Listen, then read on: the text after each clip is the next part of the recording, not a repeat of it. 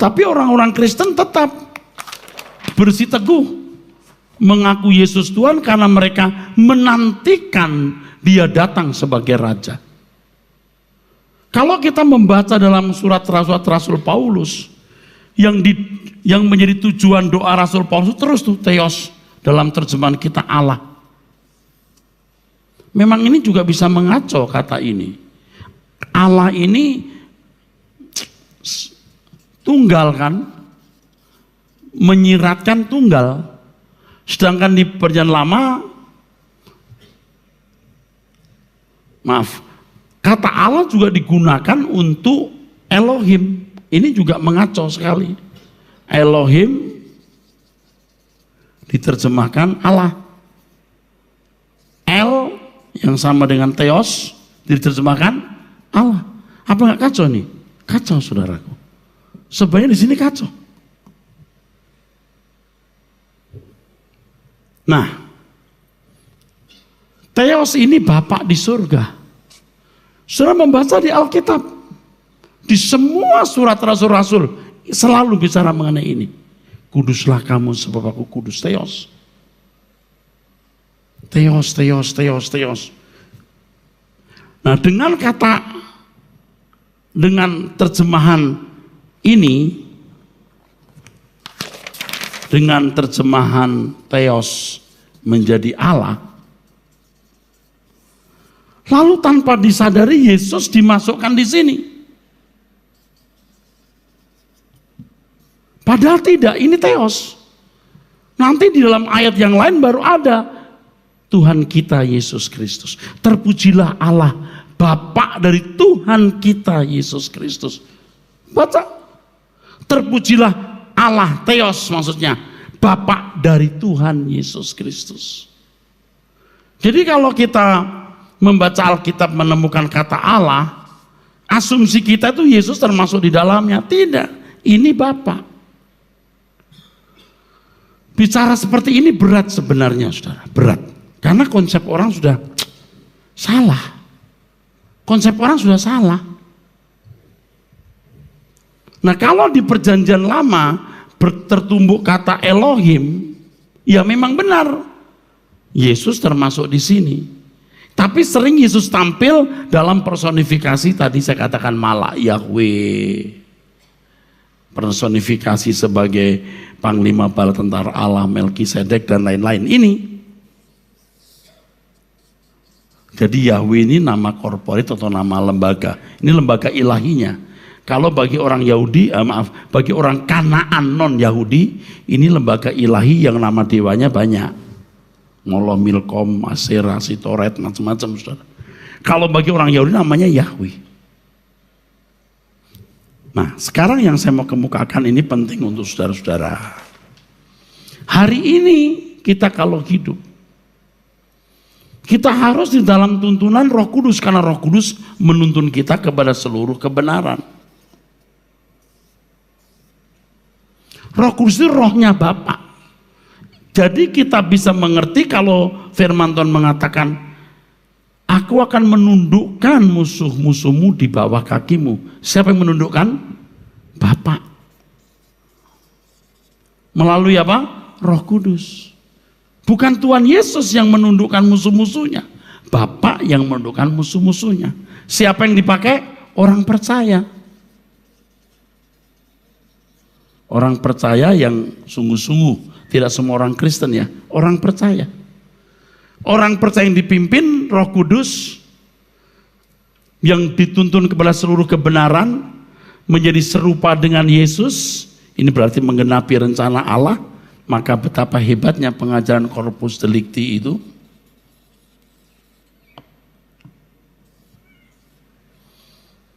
Orang percaya menjadi sempurna seperti Yesus, Corpus Delicti, dan menuntun orang sampai jumlah bilangan orang yang serupa dengan Yesus atau menjadi Corpus Delicti genap, baru iblis bisa dikalahkan.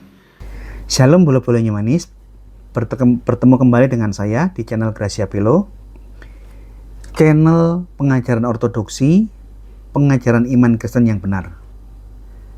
Melanjutkan seri yang kemarin, saya melihat ada banyak reaksi. Namun yang menarik, semua reaksi yang bermunculan mengakui bahwa apa yang saya sampaikan tidak ada yang keliru. Apa yang saya tulis itu adalah memang benar-benar ajarannya Erastus. Erastus Sabdono benar-benar mengajarkan politeisme, ada banyak Allah, dan para Allah ini berkumpul di dalam suatu majelis, lembaga, dewan, dengan jenjang kepangkatan yang berbeda-beda. Bahkan Allah yang satu dengan Allah yang lain bisa saling bunuh. Itu semua mengakui. Karena saya dan para pengikut setianya Erastus mengatakan yang sama, maka ini sesuatu yang tidak bisa dibantah. Tapi sayangnya, dari semua masukan-masukan yang saya lihat, komen-komen yang saya baca, ada upaya pembelaan dari pihaknya pengikutnya Erastus yang mengakui Erastus bidat, pernah mengajarkan kesesatan. Pledoinya itu begini, Pak Gracia, apa yang ditulis Erastus kan tahun 2017.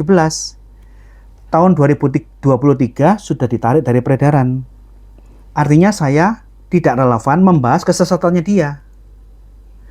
Jadi di saat saya membahas, mengoreksi satu persatu kesesatannya dia yang sudah dia sebarkan secara lisan dan tulisan dalam buku, khotbah rekaman di YouTube, saya lah yang keliru. Loh. Ada logika yang harus saya kritisi di sini. Pertama, konyol sekali.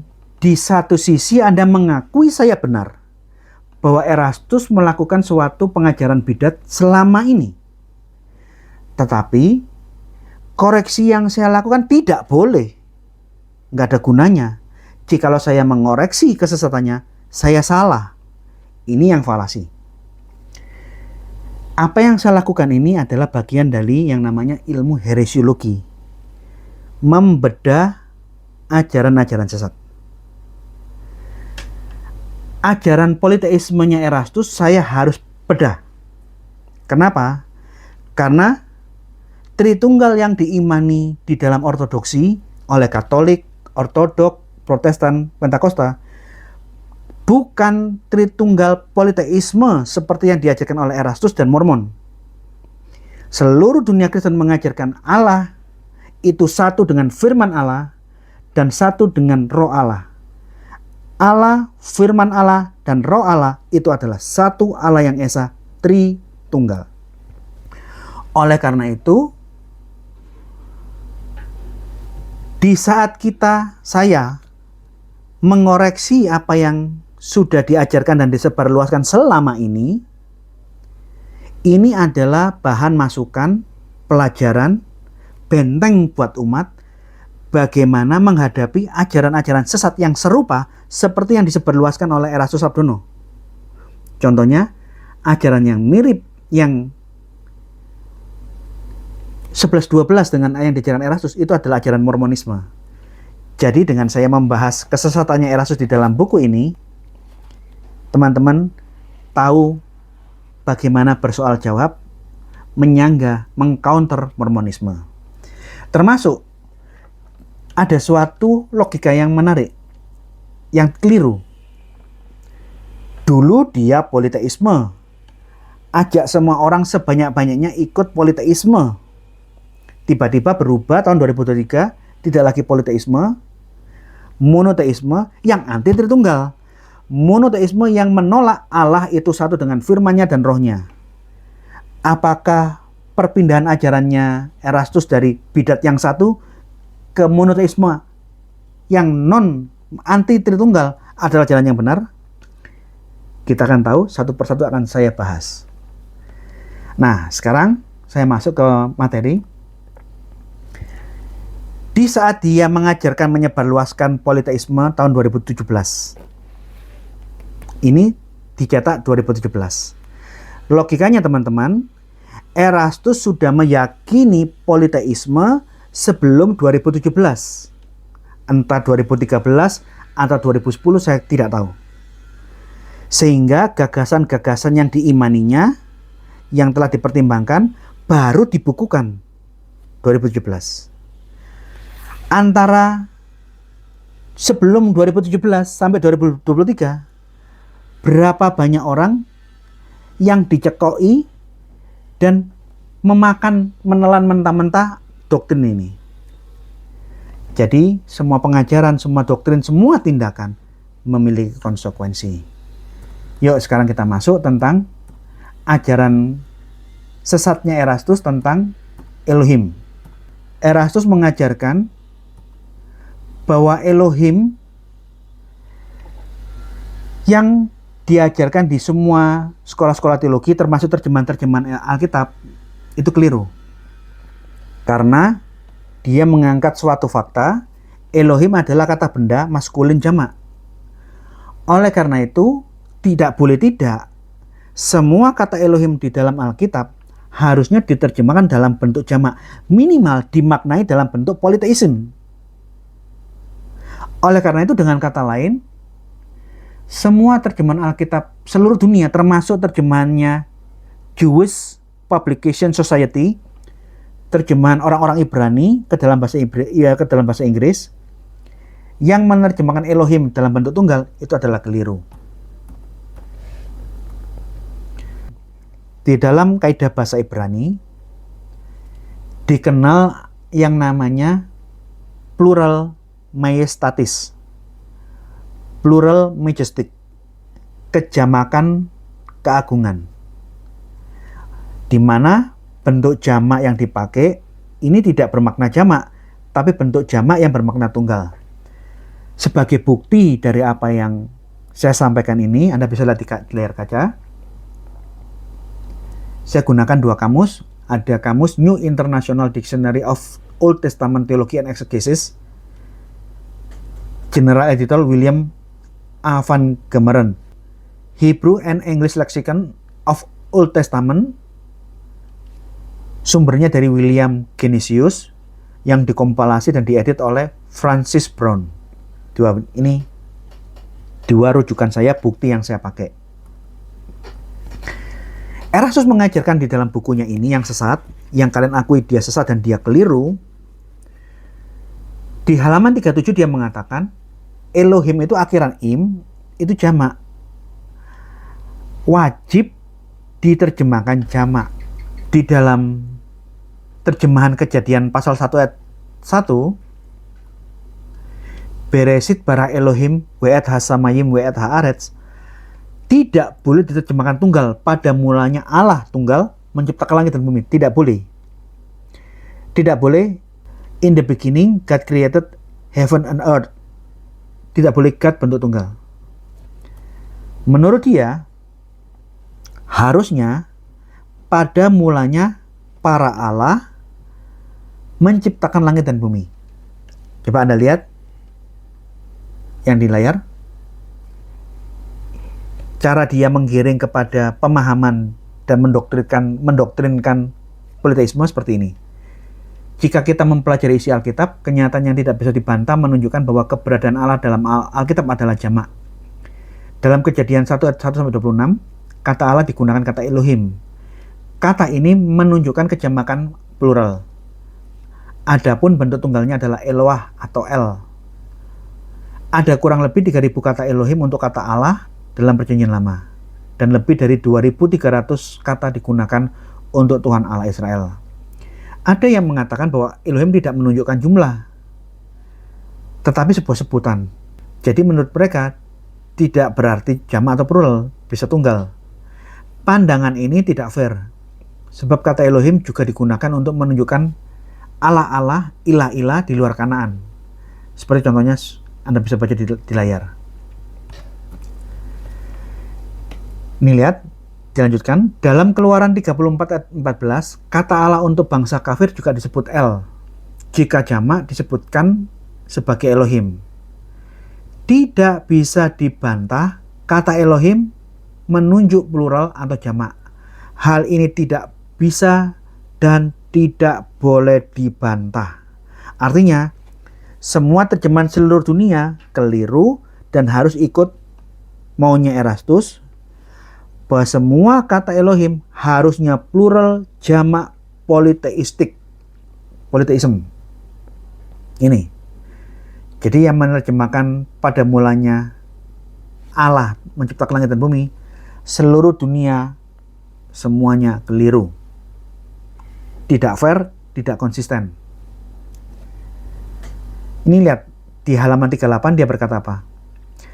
Kalau jujur dan adil, mestinya kata Elohim diterjemahkan Gods, Allah. Untuk membedakan, maka digunakan huruf kapital. Jadi kalau fair, kalau mau jujur, mau adil, Kejadian 1 ayat 1 mestinya diterjemahkan demikian. Pada mulanya Allah atau pada mulanya para Allah menciptakan langit dan bumi. Mengapa demikian? Sebab Elohim berarti Allah dalam jumlah lebih dari satu atau jamak. Nih, jadi yang menerjemahkan Elohim dalam bentuk tunggal itu adalah inkonsisten, dia keliru, atau mungkin penerjemah yang menerjemahkan bentuk tunggal ini penipu. Mungkin kira-kira seperti itu. Dan untuk menguatkan pandangannya itu dia memberikan banyak contoh-contoh ayat. Saya tampilkan satu. Di Pengkhotbah 12 ayat 1, kalau kita baca terjemahan umum Indonesia atau Inggris akan terbaca, ingatlah akan penciptamu, bentuknya tunggal. Your creator, bentuknya tunggal. Pada masa mudamu, sebelum tiba hari-hari yang malang dan melekat tahun-tahun yang kukatakan tidak ada kesenangan bagiku di dalamnya. Seluruh terjemahan Alkitab, King James Version, New International Bible, New English Translation, American Standard Version, Geneva Bible, seluruhnya menerjemahkan creator, bentuk tunggal. Sanggahnya Erastus apa? Menurut pendapat Erastus, kata penciptamu di dalam ayat ini adalah et boreka. Et boreka itu dari kata bara, bentuk tunggal. Et boreka itu bentuk jamak. Kalau diterjemahkan secara bebas, maka Pengkhotbah 12 ayat 1 bisa berbunyi, ingatlah mereka yang melakukan penciptaan. Ingatlah para penciptamu. Dalam hal ini, pencipta manusia serta langit dan bumi bukan satu, tetapi beberapa pribadi atau beberapa oknum yang terpisah-pisah. Jadi ada banyak Allah yang bersama-sama menciptakan manusia, langit dan bumi. Ini ada di halaman 40-41. Nah, seperti yang saya bilang, di dalam kaidah bahasa Ibrani tidak mengenal yang diajarkan Erastus. Ada yang namanya kaidah jamak keagungan. Bentuk jamak yang maknanya tunggal. Contoh, saya kasih contoh ya. Ini contoh-contoh biblical. Di dalam Alkitab, bahkan di dalam percakapan sehari-hari, wajah itu bahasa Ibrani-nya panim. Panim akhiran im. Artinya wajah-wajah, bentuknya jamak. Kalau bentuknya tunggal itu pane. Tapi lihat, di dalam Ulangan 34 ayat 10, seperti Musa yang dikenal Tuhan dengan berhadapan muka, tidak ada lagi nabi yang bangkit di antara orang Israel. Lihat bahasa Ibrani-nya. Moshe asher yedao Adonai panim el panim, muka dengan muka. Wajahnya Musa berhadapan dengan wajahnya Allah, muka dengan muka. Bagaimana kalau ini diterjemahkan menurut kaidah Erastusian? Menurut penerjemahan yang diinginkan oleh Erastus, akhiran ini wajib jamak, tidak boleh tunggal. Maka ayat itu akan berbunyi demikian. Para wajah Allah dengan para wajah Musa. Panim banyak wajah, para wajah.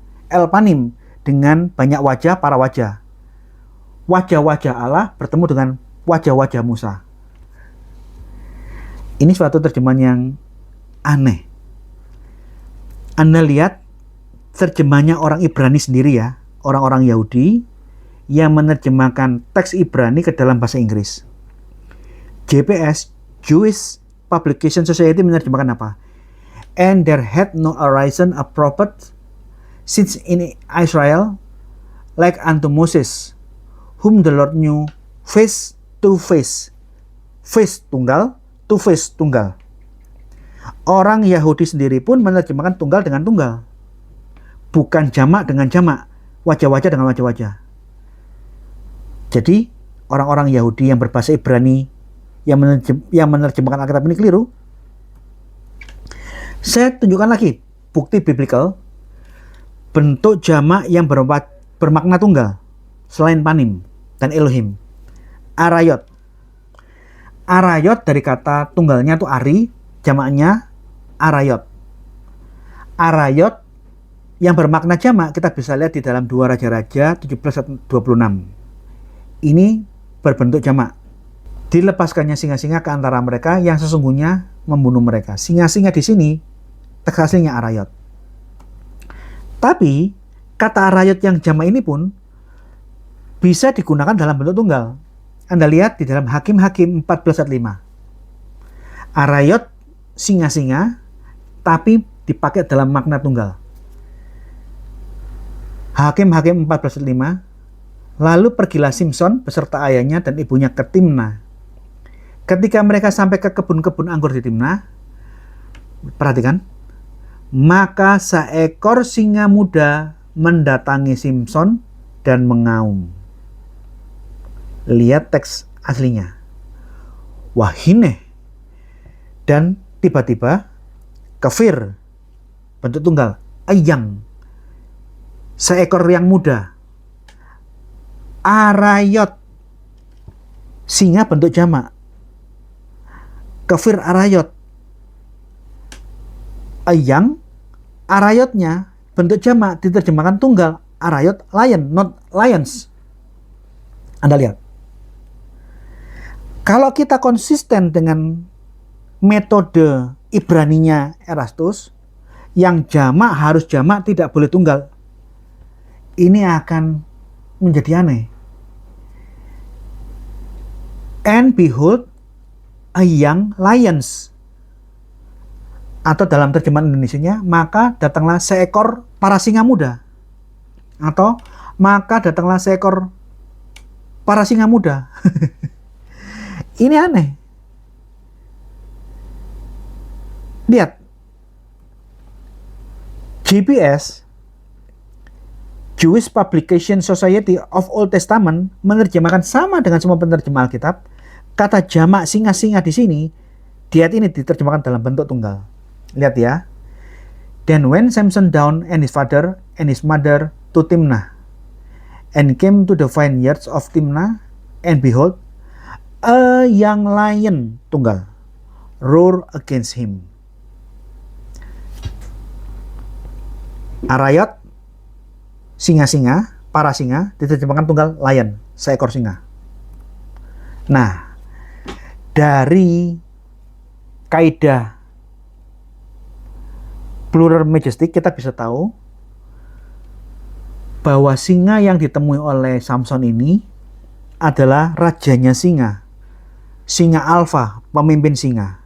Jadi, di saat Samson ketemu singa dan membunuh singa itu bukan singa ecek-ecek, tapi singa pemimpin semua singa. Karena dia adalah the king of lion, the king of lions, maka digunakan kata arayot, diterjemahkan tunggal.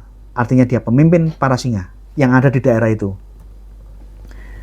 Bentuk berikutnya, kalimat jamak dalam makna tunggal kita lihat di dalam Yosua 24 ayat 19. Kados itu bentuk tunggal, jamaknya kadosim.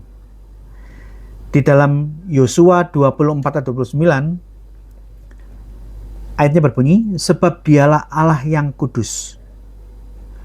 Dialah Allah yang cemburu, ia tidak akan mengampuni kesalahan dan dosamu. Dialah Allah yang kudus, bentuknya jamak. Ki Elohim kadosim. Karena dialah Allah yang kudus. GPS mengatakan, for he is a holy God. Elohim tidak diterjemahkan de, tapi for he is a holy God. Kadosim jamak, a holy one. Dalam konteks ayat ini, kadosim bermakna tunggal. Tapi beda. berbeda dengan terjemahnya orang-orang Ibrani, orang-orang Yahudi. Erastus mengatakan, menyangga, makna literal kata kudus dalam bahasa aslinya kadosim. Kadosim kata sifat maskulin jamak. Menurut pendapat Erastus, kata yang maha kudus dalam bahasa Indonesia mengesankan tunggal. Padahal teks bahasa aslinya bukan tunggal, tapi jamak. Kalau tunggal cukup diterjemahkan kados. Tapi teks aslinya berbentuk jamak. Lebih dari satu, kedosim. Di halaman 42. Jadi maksudnya begini. Sebab dialah para Allah yang kudus. Ini yang diinginkan oleh Erastus. Kita lihat. Contoh-contoh kayak gini banyak. Jamak keagungan sering dipakai di dalam Alkitab. Contoh mayim sama yim. Mayim air. Setetes air, tifat mayim. Segelas air, kos mayim. Semua menggunakan kata mayim. Berapapun ukuran air menggunakan bentuk jamak. Demikian samayim. Tingkat-tingkat langit. Bentuk jamak samayim. Ada banyak tingkatan. Tapi surga samayim. Tunggal. Jadi kalau kita memaksakan kaidah Erastusian, Avenu sebasamayim. Terjemahan umum yang wajar, Bapa kami yang berada di surga bentuk tunggal. Metode Erastusian, Bapa kami yang berada di banyak surga, di para surga, di berbagai surga. Nah, sekarang saya masuk yang lebih dalam.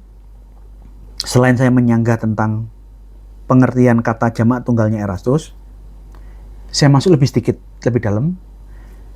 Kata Elohim biblical, kenapa bisa tunggal sama jamak? Lihat konteksnya.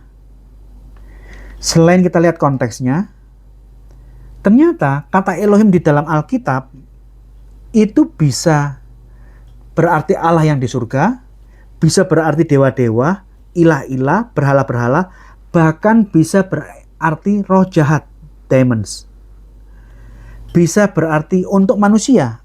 Elohim bisa untuk manusia. Penguasa, hakim-hakim.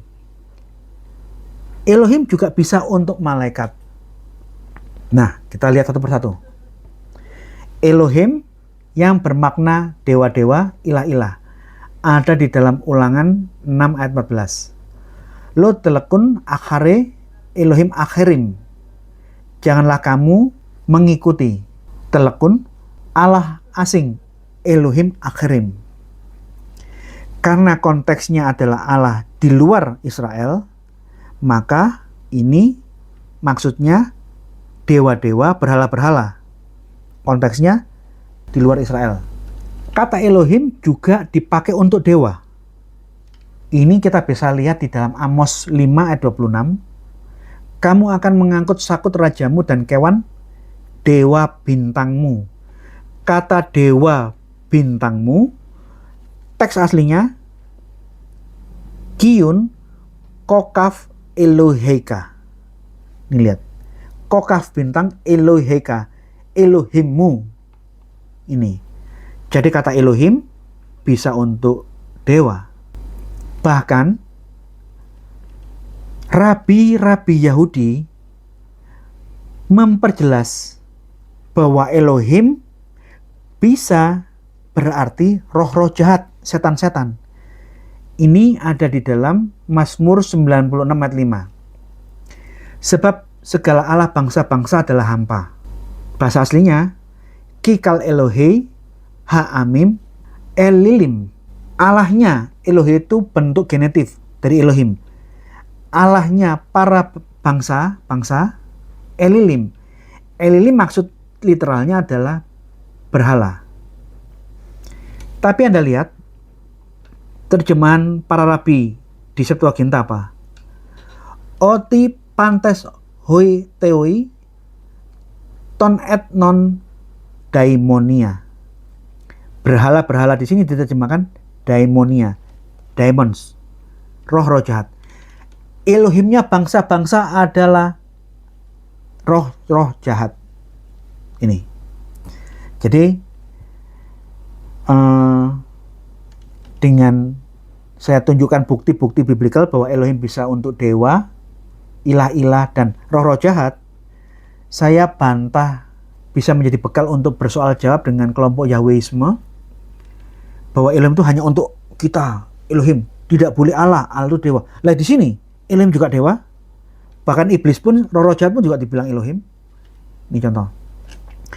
Elohim dapat dipakai sebagai ungkapan untuk malaikat. Jadi malaikat bisa dipakai kata Elohim. Anda lihat Mazmur 8 ayat 5. Elatosas auton barki gigar angelos. Ini lihat. For thou hast made him but a little lower than angels. Bahasa aslinya apa? Namun engkau telah membuatnya hampir sama seperti Allah. Elai menerjemahkan secara presisi dari Hebrew text. Geneva Bible yang dipakai oleh Calvin sama. Lower than God. Lebih rendah dari Allah. Tapi ayat yang sama di dalam terjemahannya Yahudi, Jewish Publication Society, JPS, bukan lower than God, lebih rendah dari Allah, tapi lower than angel, lebih rendah dari para malaikat.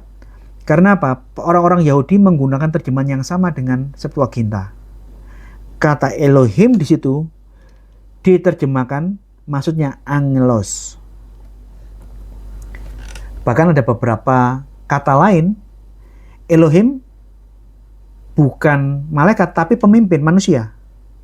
Contoh Keluaran 21 ayat 6. Keluaran 21 ayat 6, maka haruslah tuannya itu membawanya kepada menghadap Allah. Menghadap Elohim. Tapi terjemahnya King James Version, Elohim maksudnya ini adalah bukan Allah di surga tetapi menghadap hakim. Dan tuannya, and his master shall bring him unto the judges, kepada hakim-hakim. Dan ada banyak ayat lain di dalam Alkitab yang saya tulis di dalam buku saya. Banyak. Kata Elohim artinya penguasa-penguasa, pangeran-pangeran, dan pun hakim. Saya berikan banyak contoh. Ayat-ayat biblical Elohim yang maknanya hakim. Ada banyak. Termasuk manusia, Musa, juga disebut Elohim. Keluaran 7:1, berfirmanlah Tuhan kepada Musa, lihat aku Allah mengangkat engkau Musa sebagai Allah bagi Fir'aun. Allah mengangkat Musa sebagai Allah bagi Fir'aun dan Harun abangmu menjadi nabimu. Ini maksudnya bahwa Musa mendapat otoritas langsung dari Allah sebagai orang yang punya kuasa otoritas Allah atas Fir'aun. Jadi kata Elohim itu tidak sesempit yang diajarkan oleh Yahweisme hanya untuk Allah kita. Enggak. Setan pun juga bisa dibilang Elohim. Berhala-berhala, dewa-dewa itu pun Elohim. Manusia bisa dibilang Elohim. Musa dibilang Elohim. Elohim juga bisa dipakai untuk malaikat. Hakim-hakim di dalam mahkamah agama juga bisa dibilang Elohim di dalam Alkitab. Yang saya uraikan dalam lebih lanjut di dalam buku-buku saya lebih detail. Jadi demikian ini postingan saya. Saya hanya mengoreksi masalah kata Elohim. Jadi apa yang diajarkan oleh Erastus keliru. Dengan teman-teman mengetahui makna Elohim yang benar, kita nggak ekstrim seperti kelompok Yahweisme. Elohim hanya untuk saya, Allah saya yang satu, yang esa, enggak. Allah agama apapun disebut Elohim. Bahkan Allah penyembah berhala dan iblis pun dapat dibilang Elohim. Ini biblical. Dan berikutnya, saya sudahi di sini. Minggu depan, postingan berikutnya saya akan berikan bukti-bukti tentang penggunaan kata Allah dan Elohim yang bisa menjadi terjemahan yang bertukar tempat berdasarkan manuskrip. Jadi saudara-saudara, dengan saya menjelaskan ini semua, diharapkan teman-teman bisa nangkep pengajaran Elohim yang benar supaya tidak disesatkan oleh pengajaran-pengajaran seperti Erastus, oleh ajaran-ajaran Mormonisme, termasuk penyimpangan ajaran Yahweisme yang menekankan Elohim itu adalah penyebutan yang benar. Elohim itu hanya untuk Allah Israel. No. Elohim seperti yang kita bisa baca tadi, kita buktikan. Contoh-contohnya terlalu banyak di dalam buku saya. Bisa untuk Allah Israel, bermakna tunggal konteksnya. Atau bermakna jamak jikalau konteksnya bangsa-bangsa sekarang Israel. Termasuk dewa, roh-roh jahat, bahkan bisa dipakai untuk sinonimnya, ungkapan untuk malaikat dan manusia. Dengan kita belajar, kita nggak mudah dibodoh-bodohi oleh orang yang mengesankan, mencitrakan dirinya pandai, padahal dia belum mumpuni. Demikian postingan pengajaran kali ini. Teruslah belajar iman Kristen yang benar. Karena takut akan Tuhan adalah permulaan pengetahuan, tetapi orang bodoh menghina hikmat dan didikan. Tuhan memberkati. Tetapi orang-orang Kristen tetap bersiteguh mengaku Yesus Tuhan karena mereka menantikan Dia datang sebagai Raja. Kalau kita membaca dalam surat Rasul Paulus, yang menjadi tujuan doa Rasul Paulus terus tuh Theos, dalam terjemahan kita Allah. Memang ini juga bisa mengaco kata ini. Allah ini tunggal kan, menyiratkan tunggal. Sedangkan di Perjanjian Lama, kata Allah juga digunakan untuk Elohim. Ini juga mengaco sekali. Elohim diterjemahkan Allah. El yang sama dengan Theos diterjemahkan Allah. Apa nggak kacau nih? Kacau saudaraku. Sebenarnya di sini kacau.